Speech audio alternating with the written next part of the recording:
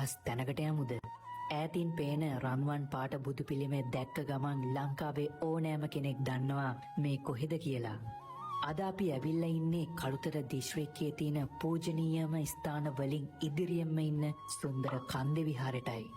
ඔයාලා දන්නවද මේකට නම හැදුනේ කොහොමද කියලා? ක්‍රිස්තු වර්ෂ 1734 දී මහනුවර යුගයේ රජකම් කරපු ශ්‍රී පරාක්‍රම නරේන්ද්‍රසිංහ රජතුමාගේ කාලෙදී ගෞරවාන්විත කරපාගල දේවමිත්‍ර ස්වාමින් වහන්සේ මේ කන්ද උඩ පුංචි ආවාසයක් හදලා තියෙනවා. ඊට පස්සේ කාලෙත් එක්ක මේක පන්සලක් විදියට ගොඩනැගුණට පස්සේ ගමේ මිනිස්සු කන්දක් උඩ හදපු විහාරයක් හින්දා මේක කන්දේ විහාරය වුණා කියලයි ජනප්‍රවාදවල සඳහන් වෙන්නේ.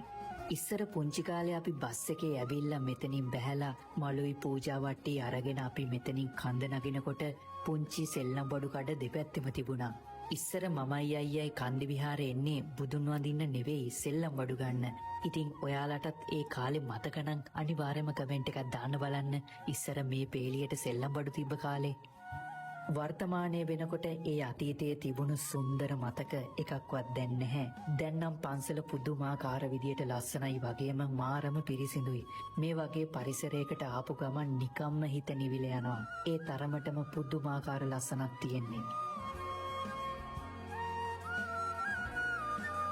කන්ද විහාරයට තාමත් ආපු නැති කෙනෙක් මේ වීඩියෝ එකක් බලනවා නම් අනිවාර්යයෙන්ම මතක ඇතුව මේ වීඩියෝ එක සේව් කරලා තියාගන්න. ඔයාලා ලංකාවේ කොහේ ට්‍රැවල් කරත් වැඩක් නැහැ කන්ද විහාරය ඇවිල්ලා නැත්තම්.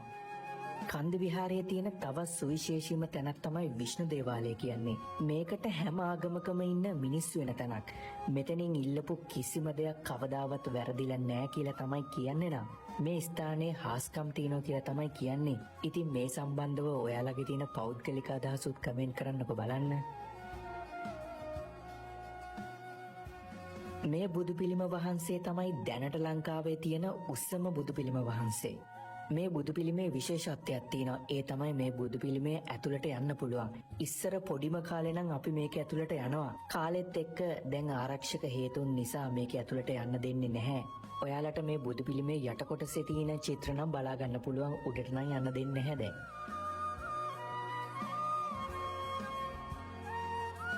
ඔයාලා කන්ද විහාරේ එන්න හිතන් ඉන්නවනම් හවස 6ත් 7ත් අතර වෙලාවෙ එන්න. මීටත් වැඩිය මාරම ලස්සනයි. මොකද ඒ වෙලාවට ලයිට් දාලා නිසා රත්තරන් පාටින් මුළු කන්ද විහාරෙම දිලිසෙනවා.